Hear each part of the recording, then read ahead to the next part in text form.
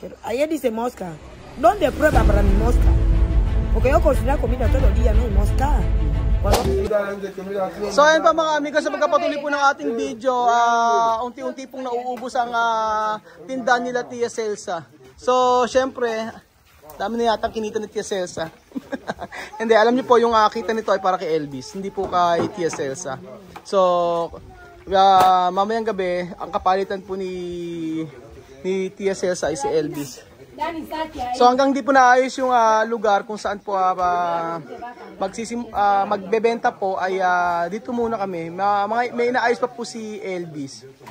So ang alam ko po mga amigo ay may mga papel din na kailangan. Kahit na may mga papeles, mga dokumento na kailangan kapag nagbenta ka dito. O kahit sari-sari store o abaseria. So kung kilala niyo po si Jalo mga amigo, si Jalo po yung mananahe na tinulungan natin dati.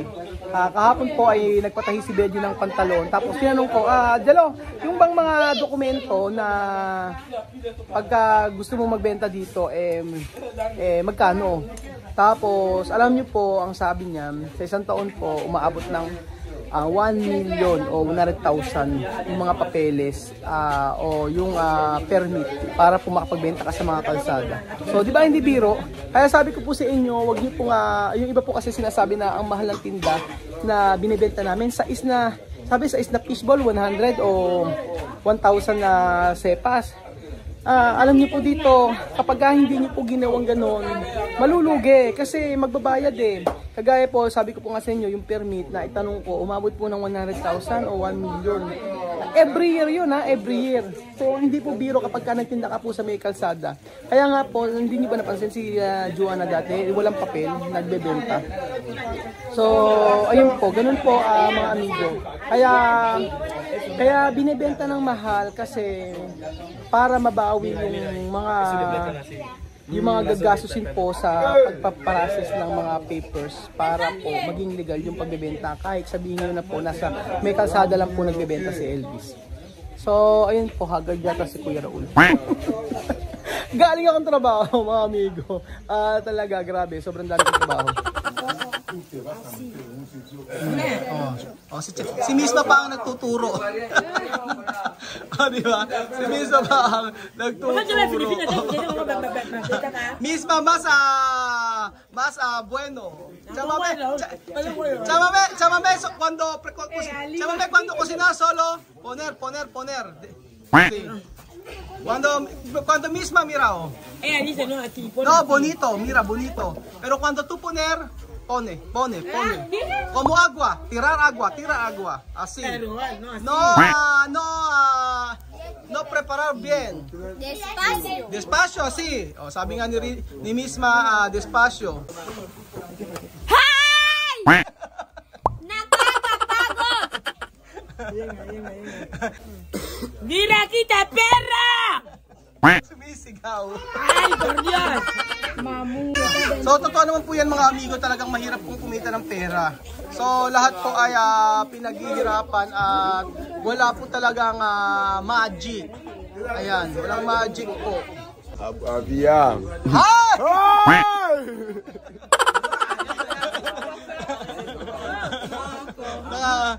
Alam niyo po yung iba yan, dito na nagsidayo. May mga dalang serbesa. Canta la cerveza, la buena vida. Con serbesa. Filipina, español. Guinea, Filipina, español. Guinea Ecuatorial, boss. No, combe. Combe. No pasa nada, casa. Aquí, Filipina, español. Guinea Ecuatorial, español. Ole. No, Pilipino, combe. Filipina, combe, también bien. Naniwala naman, combe. So, ayan pa mga amigo. Kaunti na lang po yung ating puso ng saging balls. Chame, ¿cómo se llama? Esto, chico. Aristo. Aristo? ¿Qué trabaho él? Electricidad. Yung umiinom po ng alak na yun mga amigo, alam nyo, napakabait. Bumili po ng bumili po ng marami tapos binigyan po yung ibang mga bata dito. Chama, may bibili. Ayan na naman si Chama, nape-pressure na naman yata si Tia Cesay eh. Tingnan natin mga amigo kung alam niya kung ano yung kinakain niya. ¿Tú sabes esto? No sé. ¿Tú sabes? ¿Tú sabes esto? Si tiene abajo, ¿no? Corazón de plátano. So, esto. Así, esto. ¿Qué sabor? ¿Ah? Ako langosta, no? ¿Ah? Ako langosta, sí. Oh, sabi ko sa inyo, lasang ano siya, lasang hipon mga amigo. So, ayun po mga amigo. Nandito po yung nanay ni Lihia. Ayun po. Yung nanay po ni Lihia ay nandito at meron pong sinasabi. At nung bumili po kasi siya kahapon dito, tinawag po si Chamame at saka ako kanina mga amigo. At ang sabi ay bakit daw nagbebenta kami ng pagkain daw na may langaw, sabing ganun. So may nagrereklamo po about sa iniluto namin kahapon na okoy. Yung okoy po na niluto namin. Yung okoy balls po kasi mga amigo ay pag nailuto mo na yon, syempre hindi mo na makikita kung ano yung nasa laman sa loob. So nagagalit si Chamame, sabi niya bakit di mo binalik kung may langaw? Hindi ko nga maintindihan eh, may sinasabi eh. Yung pala sa Espanyol mosca. Ay, Roan. Hoy, así. Tu hermano Lilla también dice de que ayer compré para calabaza. Pero... De calabaza de okoy. Calabaza de okoy. Sí. Dice que dentro mosca. Pero no hay prueba. Pero eso, hoy yo no sé. Pero ayer dice mosca. ¿Dónde prueba para mi mosca? Porque yo cocino comida todo el día, no hay mosca. Cuando hoy dice, ¿dónde hay prueba? Por eso hoy yo dice, ven a comprar para mirar bien. Porque todo el día comer, no hay prueba, mosca, no hay prueba. Por eso, como ayer dice mosca, hoy yo dice, comprar comida hoy gratis. Gratis. Sí. Para no tiene problema. Para terminar ese problema hoy gratis. Así. Sí. So ayun po mga amigo, paubos na po yung puso ng saging balls.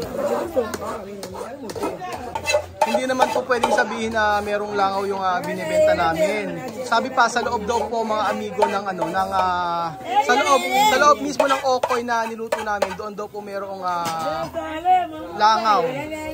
Eh sa kagustuhan ni Chamame na tumahimik na lang yung nanay ni Lihia, ang sabi ni Chamame, ililibre na lang niya yung bibili niya ngayon. Kung ano ang gusto, papalitan na lang.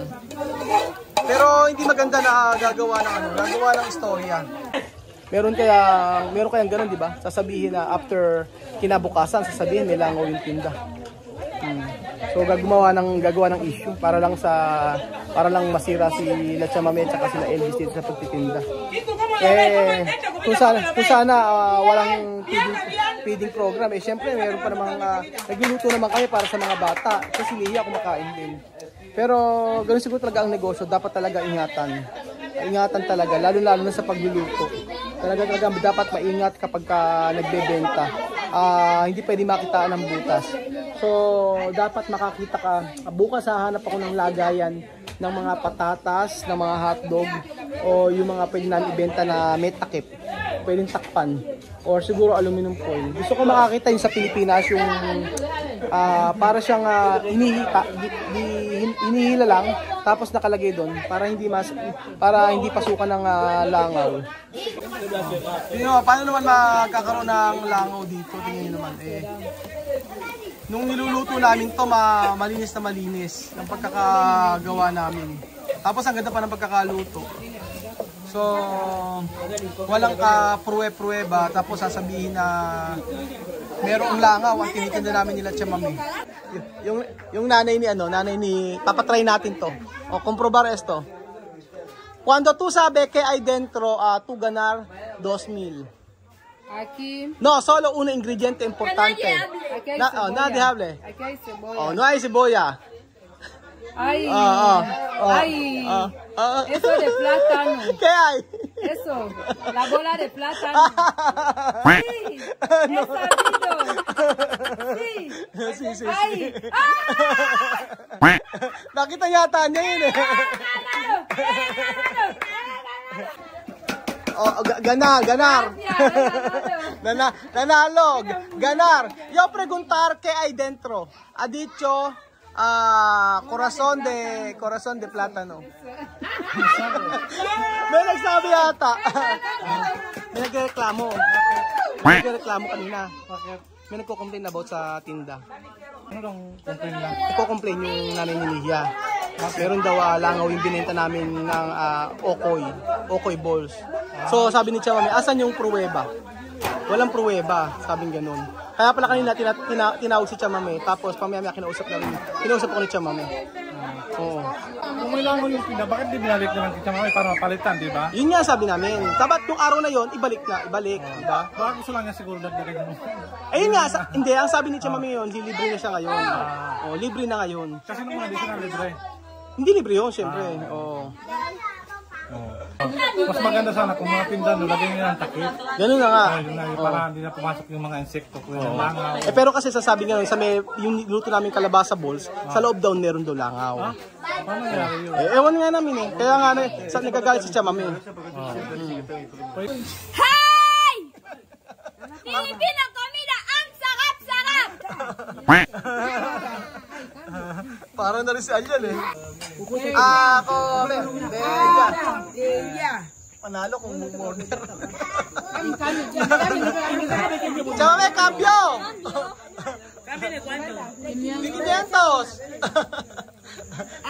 Come! Bega! Merong mga... Malapit na kasi maubos, oh. Maubos. Nakakatuwa. Evia. Chamame, cambio! Donde cambio? Gracias. Siyempre walang ano dito, walang kapitbahay. So yung mga amigo, dito po nagtatapos ang ating video. Maraming salamat po sa panood ng video na to. Talagang masarap po ang ibinenta namin. Pero hindi pa nagtatapos ang bentahan. Pagkatapos po nito ay antayin nyo. Hindi na kaya ako. Dito na kayo matulog ni Bedin. Pagkayari kasi nito, na maubos ito si Elvis naman. Ganun, oh. Salamat po mga amigo. Adios! Ya no me bocaste la cocina. Adiós.